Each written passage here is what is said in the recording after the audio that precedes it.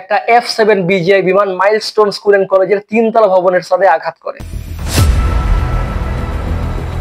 এখন অব্দি পাওয়া তথ্য মতে 19 জন নিহত এবং 164 জন আহত হয়, যাদের শরীরের প্রায় 30 থেকে 70% অব্দি ভয়ঙ্কর হয়ে পড়ে গেছে এবং অনেকের অবস্থা আশঙ্কাজনক।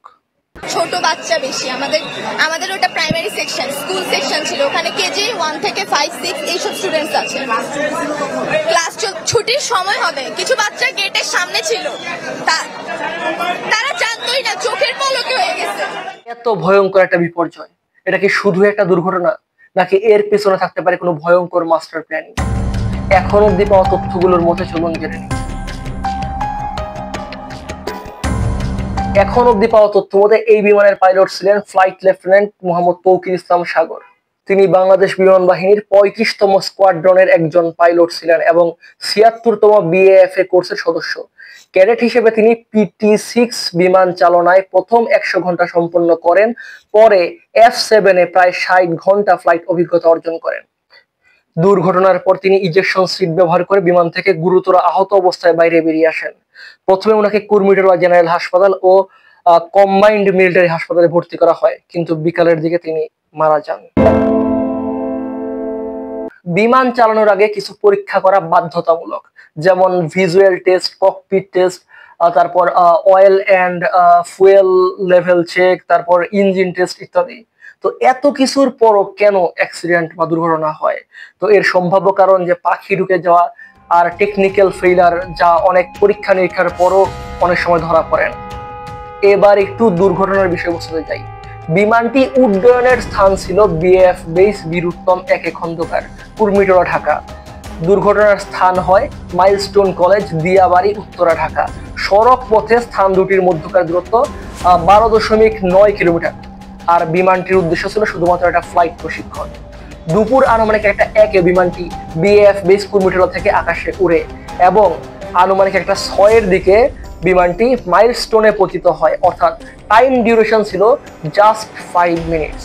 এই সময়ের মধ্যে পাইলট কোনো একটা সমস্যার ইঙ্গিত পান, কিন্তু এখনো এমন কোনো তথ্য সামনে আসেনি যে উনি কন্ট্রোল টাওয়ার বা গ্রাউন্ড কন্ট্রোলের সাথে যোগাযোগের চেষ্টা করেছেন বা উনি রেডিওতে সিগন্যাল পাঠানোরও কোনো প্রমাণ পাওয়া যায়নি। তবে তিনি কি করছিলেন?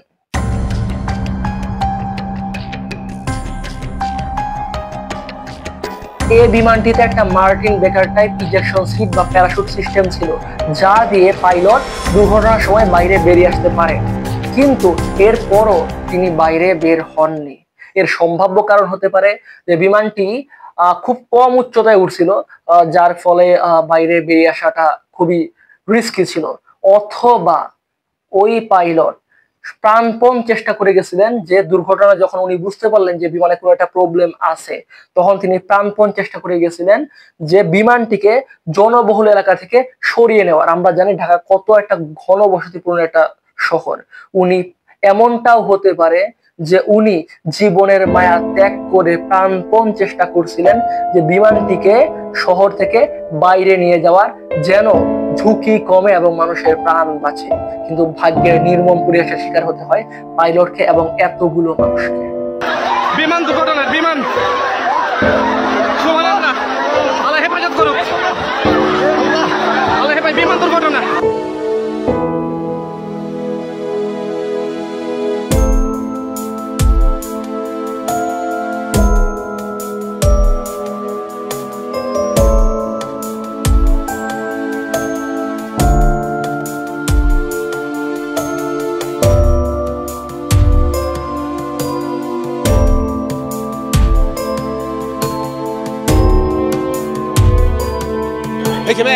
একটার উপর বাজে আর কি, আজান দিব।